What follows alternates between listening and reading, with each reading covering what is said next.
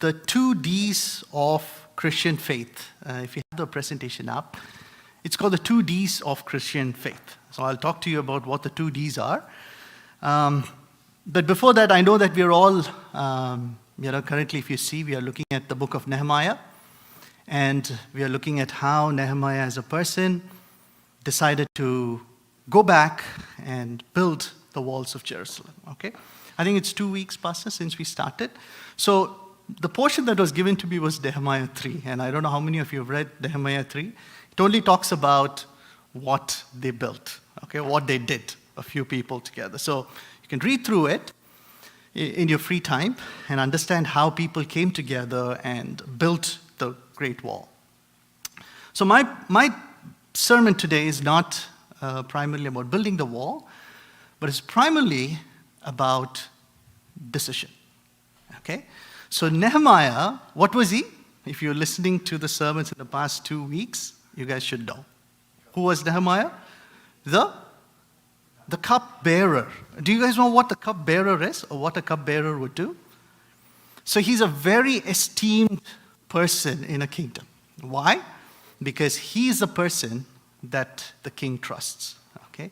Because kings always run the risk of being poisoned. Okay? That's the best way to finish off a king. So the cupbearer is the one who tastes the food and says, "Look, king, I'm alive," so which means this food is okay. So you have to. So for a king to appoint a person like that, imagine the trust that the king has on that person. And that was Nehemiah. Okay? The second thing is, dining rooms, right? The dining table is the place where a lot of discussions happen. The king might have a meal with his family where they talk personal stuff. The king might invite dignitaries and have a lunch with them where they talk confidential things, right? So the cupbearer is there, right, serving and all of that. Again, trust, okay? So you catch hold of Nehemiah, you get all the secrets, both what the king's family is doing and what king is doing politically and all of that, right? But this person, Nehemiah, such an esteemed position, staying in the palace, okay? Great food. Look at his clothes, right? Nice clothes, nice money. Life is settled. If I was the king's cupbearer, I'll say, you know what? I'm going to bear the cup for the next 30 odd years, retire, and just enjoy with the money, right? But then, one fine day, somebody walks in, and Nehemiah very casually asks him, his cousin, Hanani, right? He asks him, "How's everyone doing in Jerusalem?" And Hanani says, "Oh my God, did you know? The walls are broken and we are struggling." Okay? The Bible nicely says that Nehemiah wept. Okay, he wept.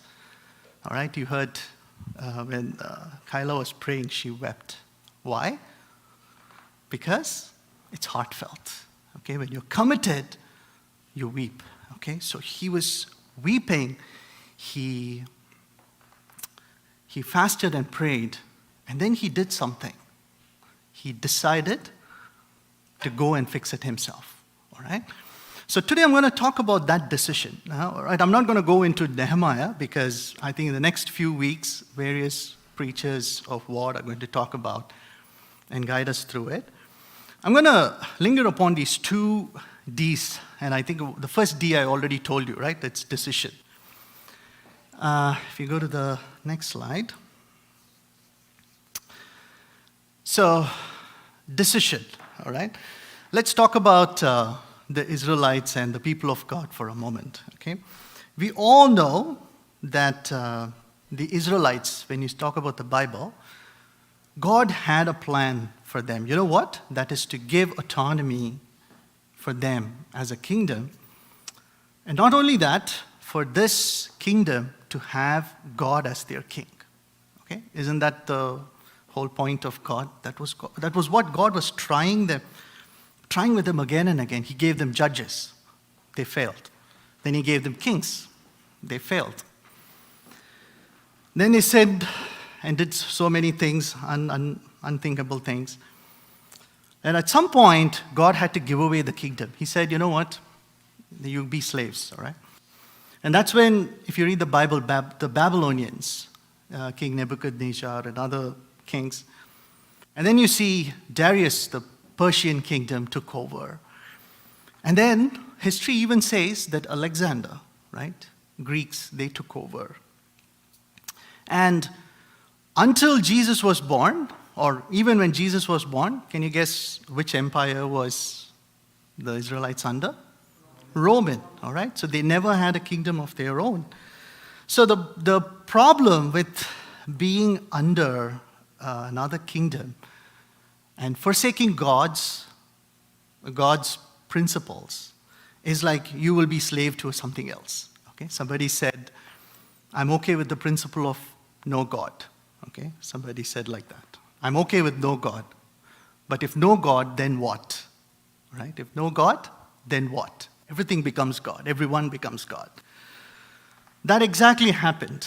You become a slave of something else. So when the Israelites were under the Roman Empire, they had to be under their law. There was Herod, there was Pontius Pilate, people ruling them, right? So one of the things that if you read in the Bible, the people had to pay a lot of tax, extremely high taxes. And in Canada, we pay a lot of tax, right? But the thing with Canada is we are a democracy, right? Which means if there is extra tax that is deducted, you can ask for a refund. And if it's unfair, you can appeal. And if that appeal is also rejected, you can go to court, right? Against the CRA. I hope they're not listening, but you can actually appeal and file a case against the CRA, and many people have won. So we are in a democracy, right? But back in the times, no democracy, right? It was monarchy or tyranny, which means there were these tax collectors who were given a free hand. They would just walk around, and if, let's say, we all have our individual shops in the marketplace, they would come and catch hold of you and say, pay me taxes. And then the next question you would ask is, how much should I pay? And it's what they think is what the tax is. They say 50%, give me half of it, you got to give half of it. If somebody is too evil to say, give me 90% of what you earn today, you have to give it. What will happen if you say, I won't? What? Prison, or you get beat up, right? So people knew if they say no, they're going to lose all their earnings. So people used to just give away, get out, right? So a person who collects your tax, would you like that person? How many of you like the CRA? Right? So tax collectors were these esteemed big people, right? Just like how Nehemiah was. So if you picture the old times, a typical tax collector would have bouncers with him. Is that right? Why? Because if people say, no, I won't pay, somebody should trash them, right? Thrash them and take all the money off. And they were very wealthy, right? Because they usurped people's money. They took money by force. He took 50%. He's not paying 50% to the government. He could keep half of it with him. So they're very, very rich. And they were very powerful.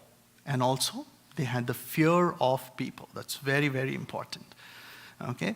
So it's not only enough to have money. It's not only enough to have the power to do anything, but it's very important to have the fear of people. You walk, people are scared of you. And that's what the tax collectors in the Bible had. So now when you talk about these tax collectors, nobody liked them. They were hated and they were called sinners. When Jesus went to Matthew's house, Matthew takes the tax collector's house. What did people say?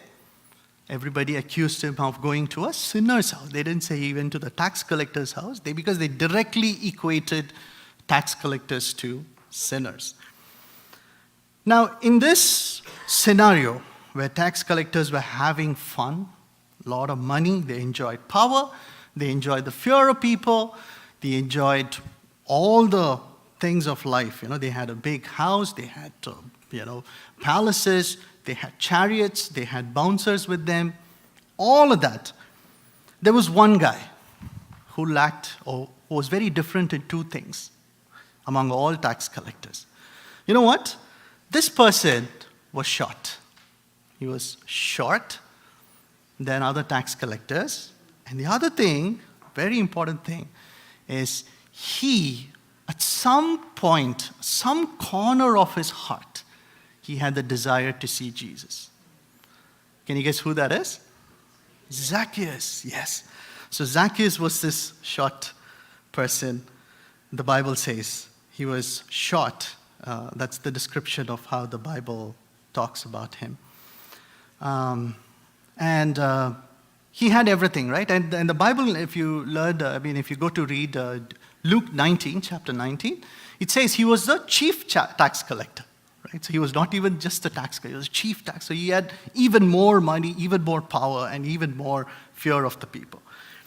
But again, this is the only difference, or these are the two differences that I see very startling. That this person, forget his physical appearance, he had a heart to see Jesus. You know what that heart was? It was the guilt that somewhat told him that, hey, you know what you're doing is wrong. Okay? So I'm going to just harp upon that word guilt, and because, I have my two sons, and I tell Cynthia often, because my older son, Abel, is going to be 13 this year. So he's getting into this crazy teenage, and he's already showing signs of teenage and all of that, right?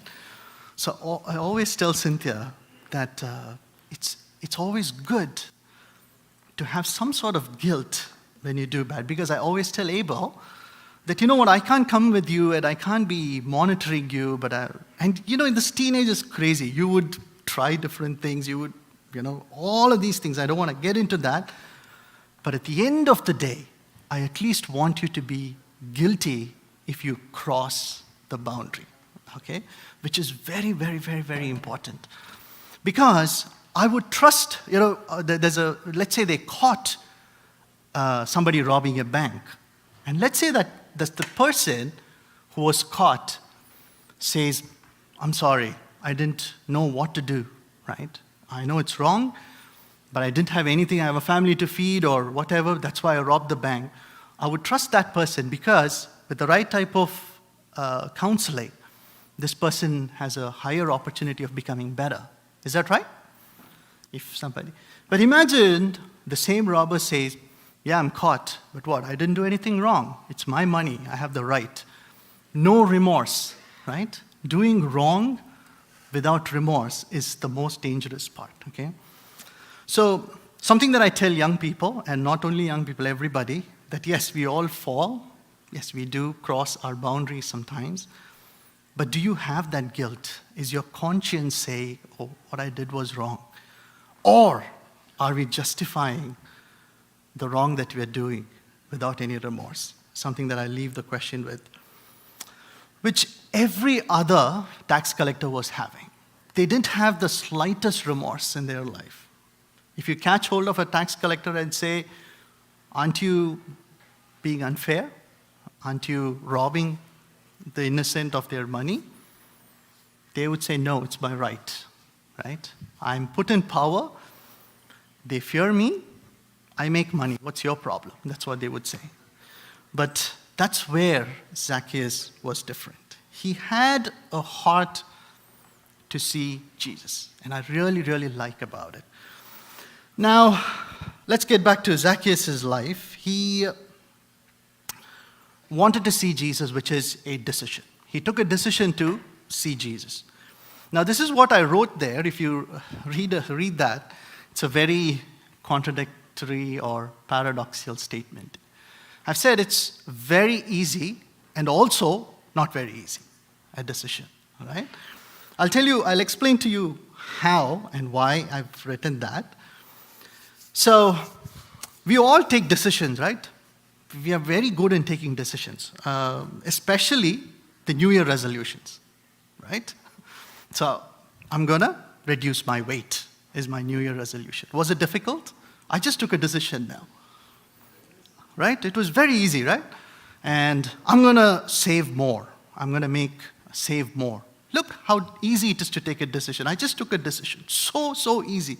Decisions are the easiest things, is the easiest thing to do. Right? Very, very simple. You just have to say it, think about it, you've decided. That's very, very easy. But the thing is, decision is also not very easy because decision requires sacrifice. Correct?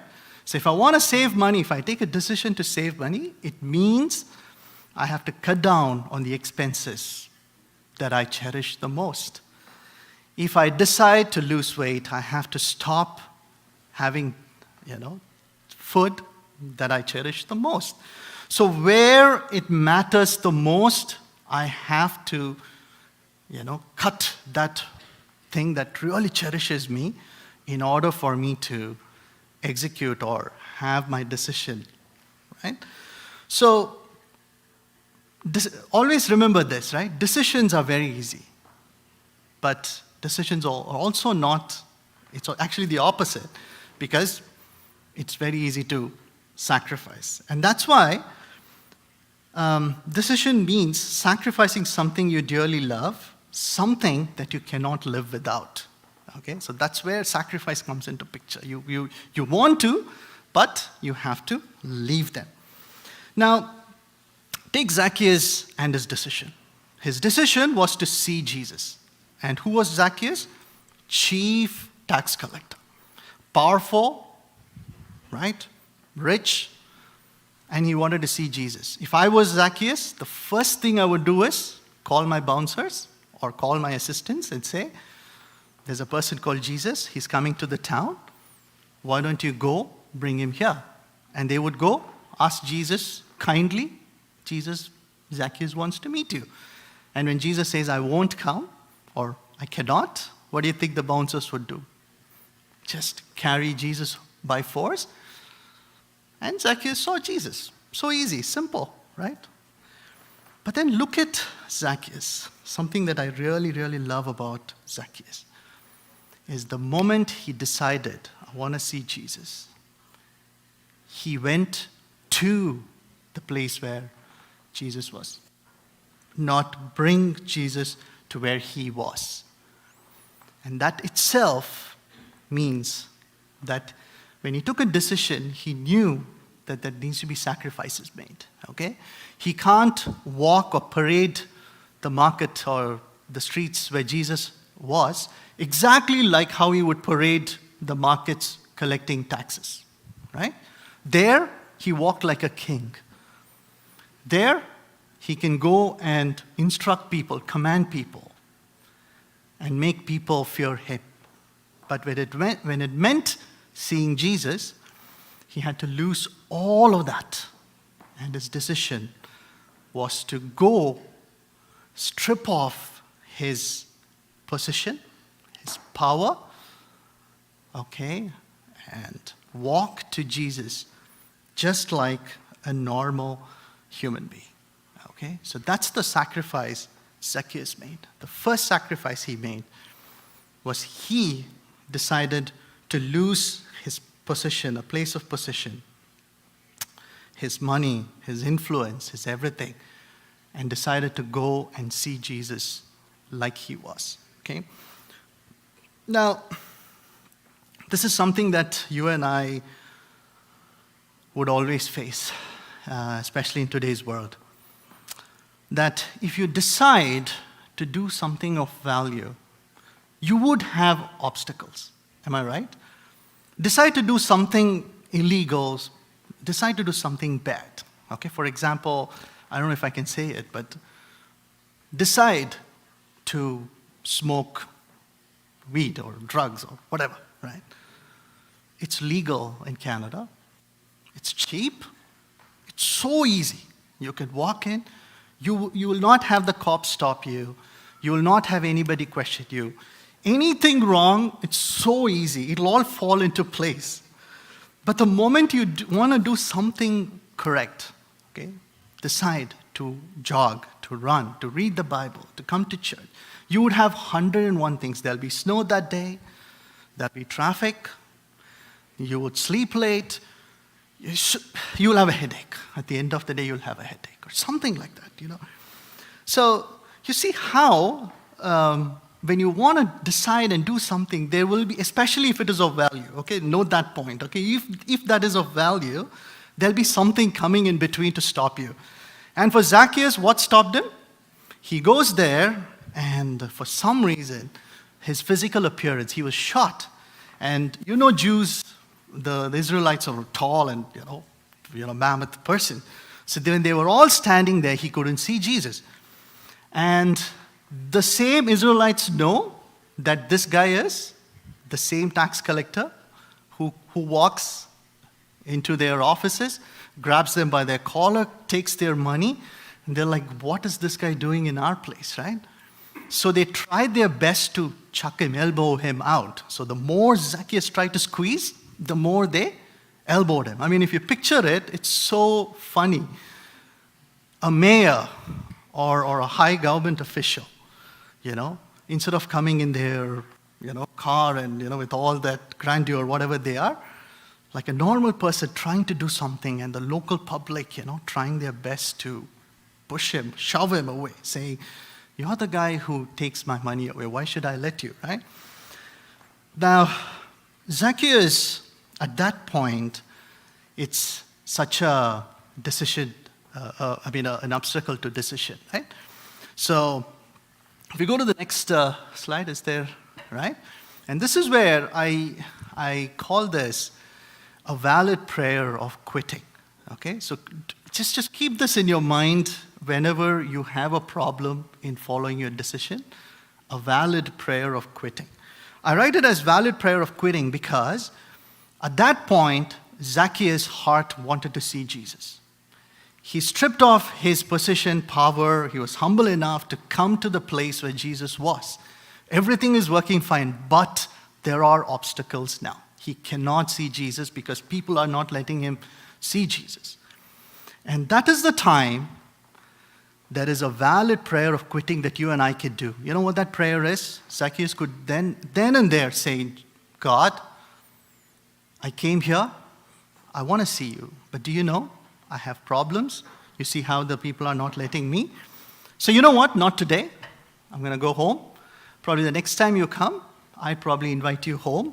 I'm sorry, and you could have walked home. Do you think that's a fair prayer? Yes? Some people are like, yes, no. It is a valid prayer. He did his part, but yet there were obstacles. Yet there were issues. And he quit. He could have quit.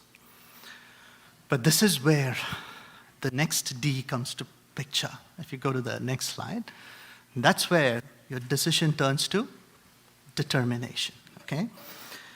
The difference between decision and determination is this prayer of quitting, okay? It's very, very easy to give some reason and say, God, you know whatever I went through. You know the problems. God, you see things are not working my way, so I quit. Valid prayer. But for Zacchaeus, there was one thing that, you know what, I've not only decided to see Jesus, I'm determined to see him. And come what may, I'm going to see him somehow, right? So people who decide that, right, when they are determined, they would look around and see what else I can do to get this going, all right? And Zacchaeus looked around, and what did he see? Sunday school, people we have been. Anybody knows what tree? Sycamore tree. Yes, I remember singing that song in Sunday school, right? As Zacchaeus was a wee little man. A wee little man was he. He climbed upon a sycamore tree, the Lord he wanted to see, all right? And the Lord passed by and said, Zacchaeus, you come down from there. I'm going to your house today. I don't know how many of you sang this song. I mean, it was a favorite song in our Sunday school. So he looked around and he saw a tree. Now, Zacchaeus, people, it's Zacchaeus. It's not an ordinary kid. He's a chief tax collector. He's not young, right? How many times in the past has Zacchaeus climbed a tree, right? And that too in full view of the public, that people who fear him, that he wanted to establish a fear, right? He should have acted smart. But this guy threw away his reputation at that point, determination, okay? And I always think, he would have struggled hard to climb that sycamore tree, right? It wasn't an easy thing. Yeah? He would have bruised his feet, hand, elbows. He would have torn one of his clothes, right? But nothing stopped him. He climbed up the tree and he sat on that tree, and his eyes was focused on the place where Jesus would enter the streets of Jericho. Now, he sat there and he was looking when Jesus would come. And among the thousands of people, I don't know how many hundreds or thousands of people gathered there to see Jesus, nobody cared for Zacchaeus at that moment. But I think Jesus was seeing everything that Zacchaeus did, right? Probably Jesus expected him to, do the prayer of quitting. He didn't. And Zacchaeus got up. And the Bible says that among the thousands of people there, when Jesus came under the tree, he stopped, looked up, and he said, Zacchaeus, come down. He called him by name. And he said, I want to go to your house. And the Bible doesn't talk much about it, but I think, imagine the way he would have climbed down, right? He would have jumped, or I don't know what. He climbed down. He took Jesus to his house. And something great happens when Jesus goes inside Zacchaeus' house, that Zacchaeus said, Lord, I'm a sinner, and I repent. And you know what I'm going to do? I'm going to give back 4 times of what I took from the people. So if we go to the next line, this is what is very important. So the determination, right, is that bridge that you have to cross in order for you to complete a race. So decision would bring you to the start of the racetrack. You decide to run a race, decision is bringing you to the start of the racetrack. But determination is running the race and completing it. Is that correct? Now, this is great. So Jesus came in. There was salvation in his house. And Jesus says, salvation has come to this house today. All right? And then Zacchaeus is so happy. Now, his decision and this determination ended in salvation. But something that happened after that is what I want to end with. If you go to the next slide, when Jesus enters our home, always note that it should result in some sort of value generation. Okay, some sort of change that happens should result in something of value that is generated. This is how I picture this, right? So there is a mother, okay? Let's say there's a widow mom, and she's selling apples in the marketplace, and her only dream is to send her daughter to college, okay, to university. So every day she would come, she would sell the apples, collect the money, and keep it. And every day, when she thinks that she has collected enough, there walks Zacchaeus or any other tax collector, taking that money off. So within 10 years, the mother lost hope that, in this kingdom, I can never make my daughter, graduate. I cannot send her to university. So probably one day that mother told the daughter, you know what? You also become an apple seller like me. That's probably fate. And just when she thought like that, Zacchaeus came, knocked at their door, and he gave a check for $10,000 and said, I took money from you all these years. Here's the money, okay? And I was thinking, what if that daughter was able to go to university? What if she became a doctor? And what if she saved lives in her lifetime as a doctor? You see, one man's change, just one man's change, when Jesus entered their home, brought not only salvation, it generated value in terms of somebody else becoming a doctor and saving so many lives. Okay, you and I could have been, the doctor who operated Cynthia, could have been that person who was, who had that opportunity because somebody changed, some value was created. So the point that I want to make here is, yes, it is so great to receive Jesus in our lives. It's so nice to have him.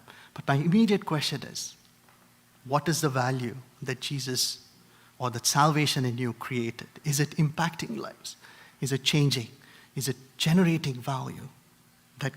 You cannot measure it. You cannot say that, oh, this is the value it created. You don't know.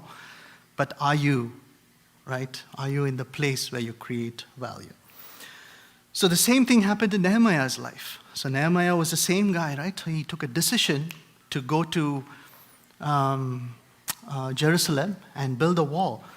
And there, next week, you'll learn about a guy called Sanballat. Okay, I don't know if I pronounced it right. So they all came in and tried their best to stop the building of the wall. And somehow Nehemiah and his persons were determined, and they ended up building that wall. Okay? So decision was easy, but determination is the hard part. All right?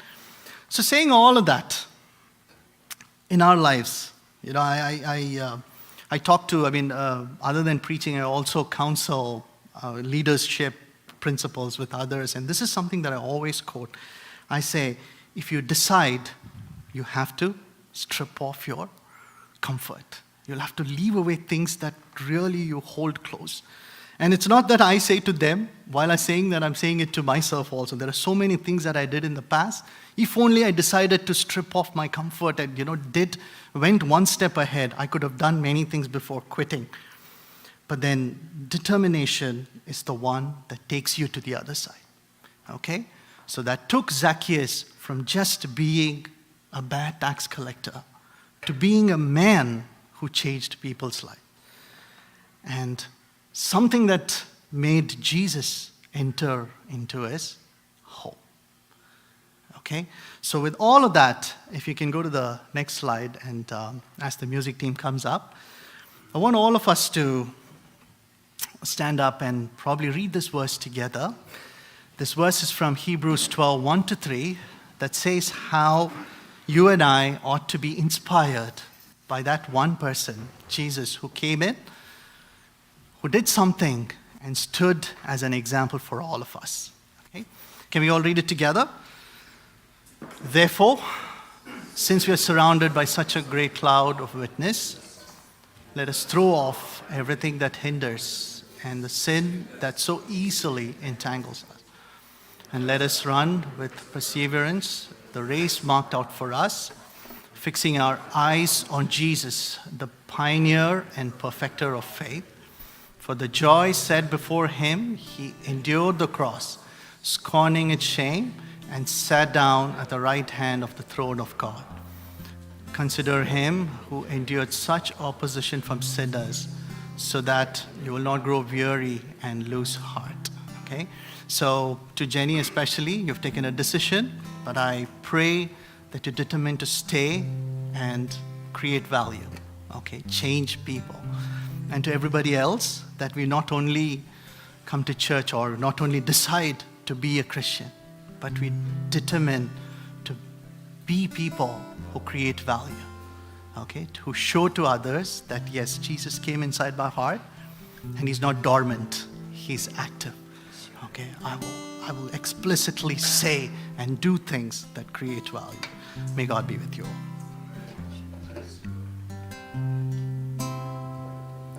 I have decided to follow Jesus.